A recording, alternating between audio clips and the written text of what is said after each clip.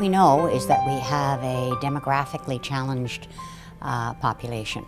We are aging, and we're aging very, very rapidly.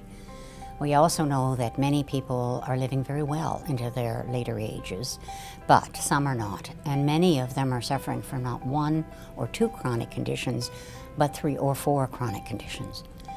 We also know that those people get excluded from many of the trials, many of the pilot programs that go on, and so it was essential for us to come together as researchers to understand that these individuals had special needs.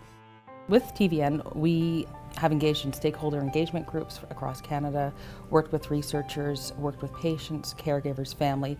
And so where I see TVN and what it is, it's really working with a population of people who are in need of having a more systems approach.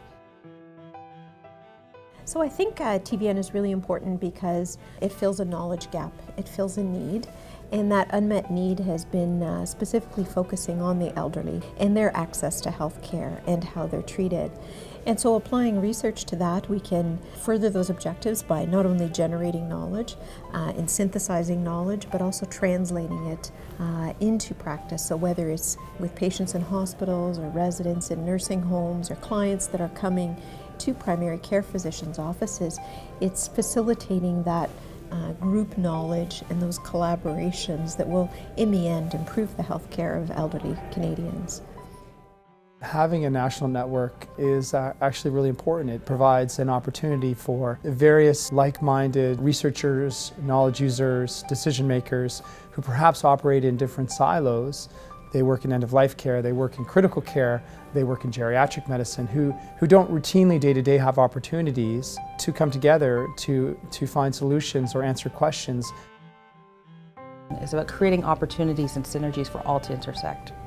People are coming from all walks of life, and what they're coming for is to have this experiential program. It doesn't matter what stage of their career they're at, it's their commitment to enhancing the lives of our frail elderly.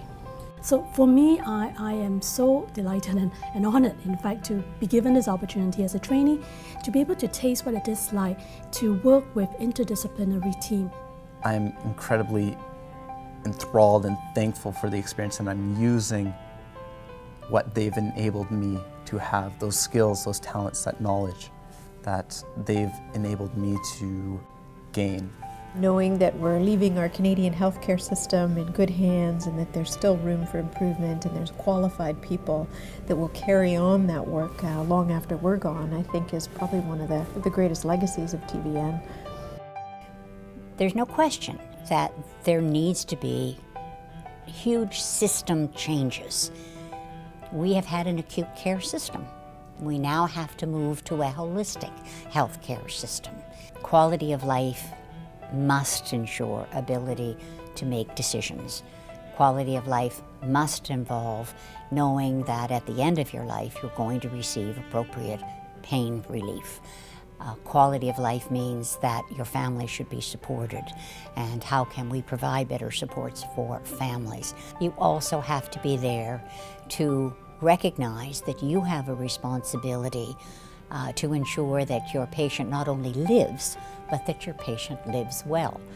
And that's what I think is so exciting about what we've been able to do with